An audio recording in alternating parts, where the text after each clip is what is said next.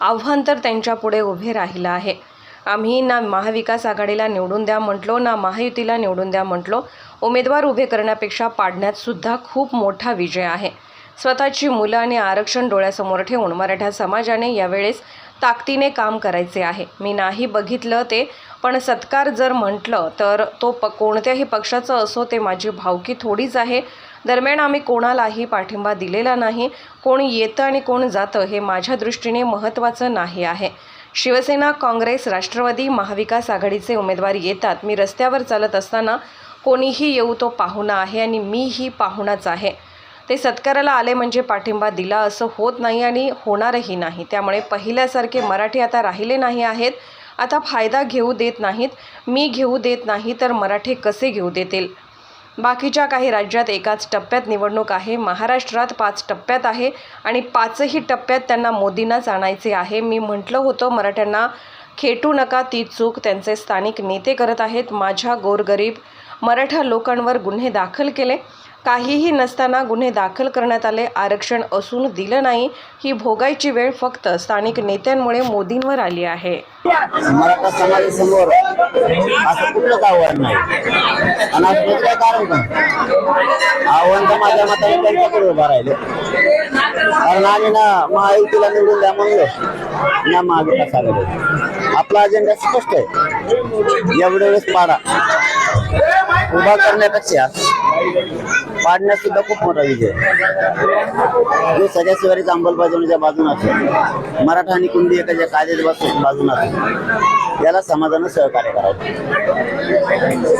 आपल्या लक्षात एक गोष्ट असली पाहिजे, मुलं डोळ्यासमोर ठेवून आणि आरक्षण डोळ्यासमोर ठेवून मराठा समाजाने यावेळेस ताकदीनं काम करायचं आणि मराठा समाजाला इशारा कळालेला मराठा समाज बरोबर करतो। उमेदवार तुमच्या स्वागताला येत आहेत, सत्कार करतायत। वंचितचे उमेदवार होते, काँग्रेसचे उमेदवार होते, सत्कार स्वीकारले नाही, मी नाही बघेल त्यांना फोन होती गर्दी दिलं। ते आपल्या सत्कारासाठी आलेल्या होत्या, आपण त्यांचा सत्कार स्वीकारला काय सांगितलं? मी नाही बघितलं, पण आता सत्कार जर म्हणला मग तो कोणत्या पक्षाचा असेल तो रस्त्यावर आले माया का वळते त्यांच्या माय भावकी धरून म्हणून आम्ही रोज मांगावर खोपा लोक संघटना म्हणून माय वळते, कुणी माय हातात हात देते आणि पाठिंबा दिला का कोणाला नाही। कोण येत आहे कोण जाते माझ्या मतात हे नाही मत। मग भाजपचा येतोय एका वेळेस, मग तर शिवसेनेचा येतोय, राष्ट्रवादीचा येतोय, काँग्रेसचा येतोय, महाविकास आघाडीचा येतोय। मी रस्त्यानं चालत असताना येणार हा पाहुणा आहे, मग तो कोणी असतो, मी पण पाहुणाच आणि ते पण पाहुणेच। ते सत्काराला आले म्हणजे पाठिंबा दिला असं होत नाही आणि होणार बी। ते उमेदवार जे आहे त्याचा फायदा घेण्याचा प्रयत्न होतोय का किंवा काय? अरे दादा, पहिल्यासारखं मराठीत नाही राहिले आता फायदे घेऊनच देत नाहीत। मी घेऊन द्यायला तर मराठी गाव घेऊन द्यायचं, मीच घेऊन देत नाही, संबंधच नाही कोणाचाच आम्हाला। हे बघा, तुम्हाला स्पष्ट सांगतो, मग ते विषयच कट 65 वर्षात त्यांनी सुद्धा काही नाही दिलं आम्हाला आणि हे 15 वर्ष ताजच थोपड आणलं आमचं। आता त्यांनी होतं ते 16% घातलं पहिले, त्यामुळे दोघं आमच्यासाठी सारखेच, दोघं पण म्हणजे दोघांनी आमच्या वाटोळ केले। पण आता पर्याय नाहीये आम्ही दिल्याला, त्यामुळे समाज बरोबर ठेवी कोणाला पाडायचं कोणाला निवडून आणायचं। राज्यामध्ये दौरे वाढत चालले आहे, आमच्याकडे कसं बघताय? आज सोलापुरामध्ये पंतप्रधानांची सभा झाली,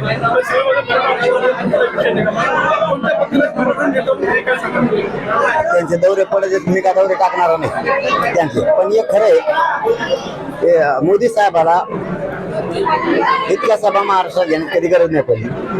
दुसरी गोष्ट, ते त्यांचं चिन्ह सोडून, माझ्या थोडं तोंडात आलं त्यामुळे त्रास होतो बोलायला, त्यांचं चिन्ह सोडून ते दुसऱ्याच्या चिन्हाच्या प्रचाराला माया ऐकवत नाही। त्यांच्यावर पहिल्यांदा अशी वेळ आली की त्यांचं चिन्ह सोडून त्याला दुसऱ्या चिन्हाच्या प्रचारात जायची वेळ आली। याचबरोबर मोदी साहेबाला आणखीन एक यांच्यामुळं भोगायची वेळ आली, म्हणजे महाराष्ट्रातल्या त्यांच्या नेत्यामुळे मोदी साहेबांवर एवढी बेतली। बाकीच्या राज्यात काही राज्यात 88 उमेदवार तरी एकाच टप्प्यात निवडणूक, महाराष्ट्रात 5 टप्प्यात टाकली आणि 5 टप्प्यात त्यांना मोदी साहेबालाच आणायचे। एवढे हाल मोदी साहेबांचे फक्त स्थानिकच्या भाजपच्या लोकांमुळे झाले।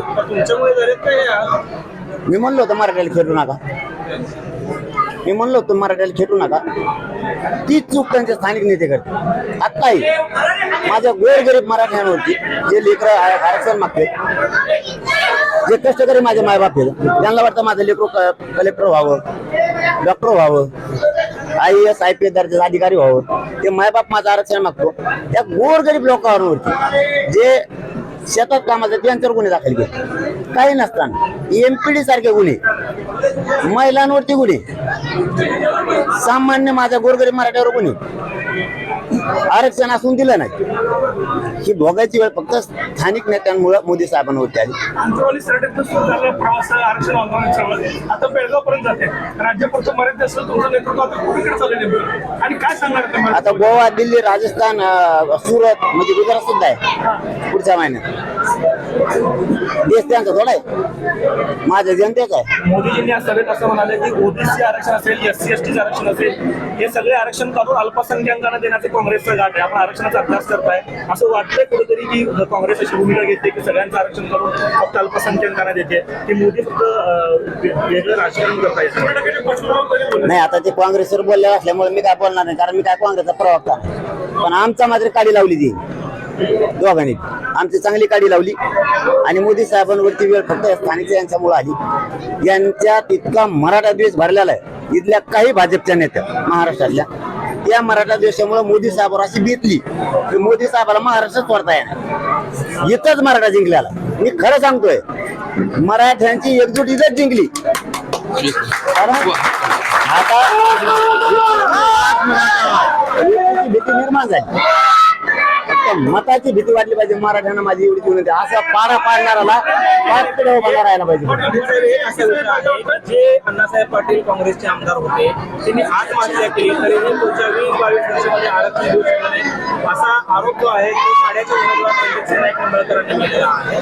काय वाटतंय मग अशा सगळ्या? हे बघा, बलिदान तर आमच्या आरक्षणासाठी गेले, इथपर्यंत ठीक आहे. पुढच्या राजकीय मला माहित नाही, परंतु आमच्या समाजासाठी बलिदान गेले हे सत्य. आणि सगळे बलिदान 350-400 पोरांचे पण झाले, हे मी वाया जाऊ देणार. माझं फक्त आपल्या माध्यमातून एवढंच मोदी साहेबाला सांगेल, तुमचे जे भाजपाचे करते काही नेते त्याला थोडी समज दिली तर बरं होईल, नाही दिली तर तो फजिती तर होणारच आहे. दिली तर बरं होईल. द्वेष खूप भरलाय त्यांचा ठासून मराठ्यांविषयी आणि 12 बलुतेदारांविषयी, धनगर बांधवांच्या आरक्षणाविषयी बी मागच्या वेळी गाणे वाचत होते बघ कोणत्या तरी जिल्ह्यात. ते काय गाणं होतं काहीतरी, वादा भूल गए असं काहीतरी गाणं लावलं होतं बघा. त्यांनाही सांगितलं होतं वादा केलता किंवा धनगराला आरक्षण देतो, मराठ्याला देतो. आम्हाला दोघा तिघाचा आहे कार्यक्रम त्याला मोदी साहेबांनी सांगावं द्वेष जरा सोडा म्हणायला, म्हणजे त्यांची फजिती होणार नाही. जर असं सुरू राहिलं विधानसभेला मी मैदानात सप्रसापच करणार, सोडतच नाही. मराठा समाजाची नेमकी भूमिका आहे विधानसभेला तुमची भूमिका काय असणार आहे? मराठा समाजाची भूमिका काय असणार? माझा राजकारण मार्ग नाही, मला राजकारण करायचं नाही. पण सगळे स्वरीच अंमलबजावणी होणे आणि मराठा आणि कुणबी एकच कायदा जर पारित आता संपल्यावर नाही केला 6 जूनच्या 288 आम्ही येत आणि मैदानात मी स्वतः असणार, राजकारणात नाही पण मी देणार समाज बनवणार आहे. त्यात मुस्लिम समाज आहे, मराठा समाज आहे, दलित समाज आहे, 12 बलुतेदार आहेत, लिंगायत समाज आहे, त्याच्यामध्ये धनगर समाज आहे. आम्ही एवढे बी एकालो यांचा उलटा सुलटा कार्यक्रम लावला म्हणून सध्याला निवडणुका होत्या राज्यामध्ये, याच्याबद्दल कशा पद्धतीने पाहता तुम्ही? आता त्यांचीच भजी चालली, मी काय करू बघू. माझा समाज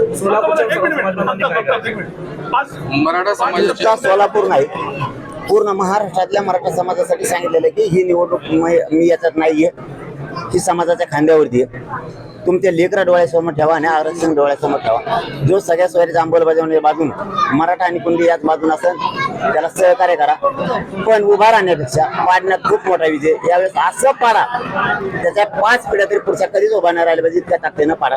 मराठ्यांच्या मताची भीती पाहिजे, याच्यात नाहीच दिलं.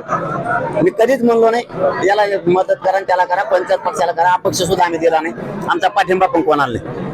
पण जर दिलं नाही तर मात्र विधानसभेला आम्ही मैदानात. मराठा समाजाचे काही कार्यकर्ते भाजपमध्ये आहेत, काही काँग्रेसमध्ये आहेत, त्यांना काय सांगाल? तिथे कीड लागली ना आम्हाला गोरगरिबाला, आम्हाला गोरगरिबाचं आमचं कल्याण त्यांच्यामुळे व्हायला. ही कीड लागलेली जी आहे ना तिला धुतं आम्ही उघडे पडायला लागले. आता ही लोकसभा आमच्यासाठी अशी मानली, आम्हाला नेमके चेहरे दिसले कोण कोणाचा आहे, नेमका जातीचा आहे का पक्षाचा आहे.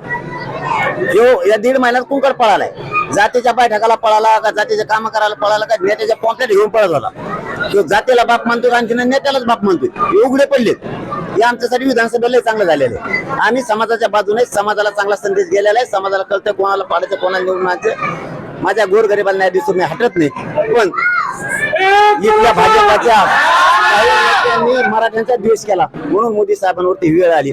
मोदी साहेबांनी यांच्यावर बारीक लक्ष देऊन मराठ्याचा द्वेष सोडून द्या म्हणा, नाही तर पुढच्या काळात पुरा सुपडा साफ करून आम्ही स्वतः मैदानात राहणार. नेमकी भूमिका काय मनोज जरांगे यांची? नाही, मी नाहीच आहे ना, मी नाहीच. माझी स्पष्ट भूमिका आहे. मी जे भाषणात बोलतो ते जीवनात बोलतो.